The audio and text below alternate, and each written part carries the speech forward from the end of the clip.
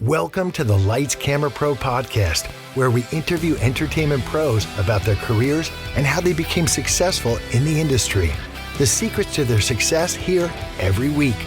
Here's your host, Sean Ventura. Go to Apple Podcasts and Spotify and subscribe, rate, and review. Hey everybody, welcome to the Lights Camera Pro podcast. I'm your host, Sean Ventura, and as you know, sometimes we do movie and TV show reviews. This review today is for the Mandalorian. It is season 2, episode 6, The Tragedy. We see the Razor Crest heading for the planet Typhon, and we see Grogu playing with the steel ball that he loves, and Mando lets him. Mando also gets him to pull the ball from him with the Force, and he does it quickly. It's very cool for them to be using the Force like this. I don't know if the Force is supposed to be used like this, but it's kind of cute and funny. This episode is called The Tragedy, and it's a really tough episode, so buckle up if you haven't seen it, and if you have, you know what happens, and it is very sad. But we are going to get through it because Mando and Grogu have many skills and powers, and they will eventually prevail. So as they're approaching touchdown with the Razor Crest, they see the Seeing Stone, where Ahsoka Tano told him to go to and put Grogu on top so that he could find a Jedi could find him, and then he could go back to his species. Mando and Grogu are flying through the air with his jetpack over to the Seeing Stone because it's kind of rough terrain and up this mountain. And it's very cool just to see them flying through the air, and Grogu is obviously enjoying it. He looks very cute. Mando and Grogu then wait for a signal or something.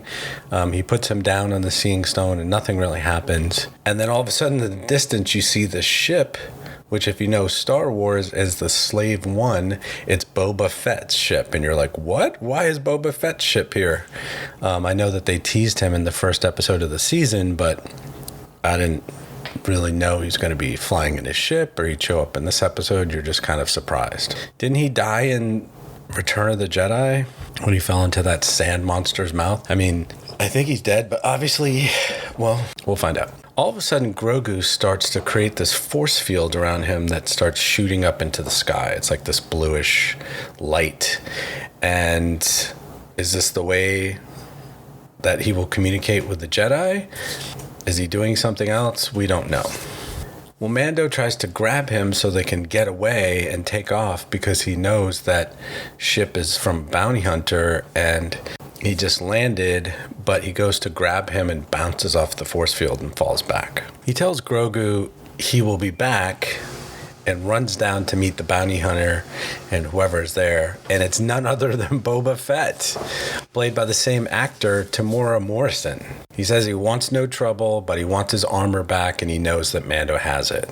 After some discussion, Mando agrees to give him the armor back, and then another assassin appears, Fennec Shand, from an earlier episode last season, and we thought she was dead also. A spaceship filled with stormtroopers lands, and a bunch of stormtroopers get out and start to attack. Mando goes up to the Seeing Stone to try and get Grogu again, but the force field will not relent. As Boba Fett and Fennec Shand fight off the stormtroopers, Mando decides to go down and help them, and he tells Grogu that he'll be right back. Boba Fett is an older man now, and he is literally without his armor, but he still kicks some major stormtrooper butt here. He is literally like knocking out and killing and shooting 10, 15 stormtroopers. But he's being overwhelmed because they just keep coming, and so is the other assassin. Mando arrives just in time to help them before they are overwhelmed by a big stormtrooper gun. As Mando and Fennec Shand are fighting, and then another ship with another group of stormtroopers have arrived, Boba Fett goes to the Razor Crest and gets his armor. And when he comes back, he is even more powerful because he has these lasers on his wrist and he can protect himself from the stormtroopers, and the stormtroopers start to retreat to their ship. As the two stormtrooper ships are flying away, he sets up his scope on his helmet, and from his backpack, he shoots a missile that blows up one of the stormtrooper ships, and then that ship explodes into the other ship. So he basically blows up both ships, and it's crazy, and it's super cool to see that from his backpack missile. Boba Fett is back. So now here comes the tragedy, and it's really sad. The audience is celebrating that Boba Fett is there, and Fennec Shand is alive, and Mando, and they're all working together, and they're beating the stormtroopers, and finally blow up their ships. And all of a sudden, 5 seconds later, Moff Gideon from his Imperial cruiser literally blows up the Razor Crest into dust. There's nothing left. And you're just like, what just happened? So you go from this real high to this real low in 2 seconds. As the assassins are racing to the top of the mountain to get Grogu from the Seeing Stone, Moff Gideon sends his dark troopers down to snatch Grogu, which is exactly what they do. They kidnap Grogu, who is tired from using the force field and has no power left, and Boba Fett goes after them in his ship and sees that. They take Grogu to the Imperial cruiser, which escapes by going at warp speed. Mando sadly looks at the wreckage from the Razor Crest, and he finds the steel ball that Grogu always wants and loves. He stares at the steel ball for a moment, thinking of Grogu, and he puts it into his pocket. He finds the Beskar spear and pulls it out of the wreckage. Boba Fett and Fennec both say that they will help him track down Grogu. They then fly to the planet Navarro, where Mando recruits Cara Dune to help retrieve and find Grogu. Mando also asks Cara Dune if she can get Mayfield or Bill Burr out of prison, because he used to work with Imperial forces as a sharpshooter, and he would be able to locate Gideon's cruiser. Then we go to the Imperial cruiser, and we see Gideon goes to a room where Grogu is being held, and we hilariously see that Grogu is throwing stormtroopers around the room with the Force. Gideon, in a very bizarre way, shows Grogu the dark saber and says something like, "Do you remember this?" And then he eventually has the guards shackle him, because I assume he knows his power. So maybe these two have met before. What do you think? Let me know in the comments.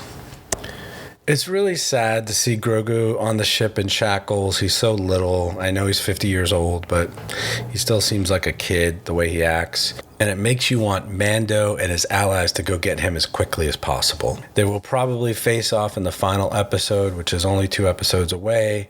And hopefully before the season ends, they rescue Grogu. I don't know what you thought of this episode. I mean, it was still pretty perfect. I read somewhere that Robert Rodriguez of El Mariachi fame directed this episode. I would give it a 8 out of 10, because it was just such highs and lows. It was perfectly crafted, so much conflict, and of course I can't wait to see what happens in the next episode, and I'm sure you can too. But tell me what you think of this episode.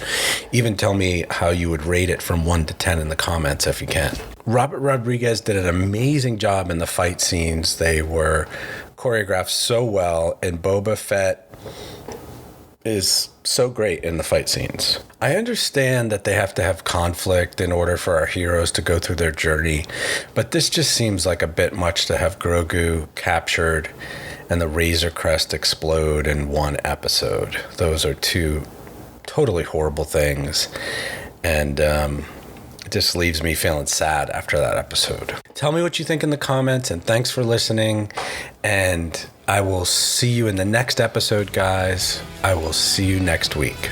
Thanks. Thanks for listening to the Lights Camera Pro podcast, where entertainment pros talk about how they made their dream into a career. Go to Apple Podcasts and Spotify and subscribe, rate, and review. Thanks to Bob Juergens for the Rockin' VO and Joseph McDade for the music. All right, see you next time.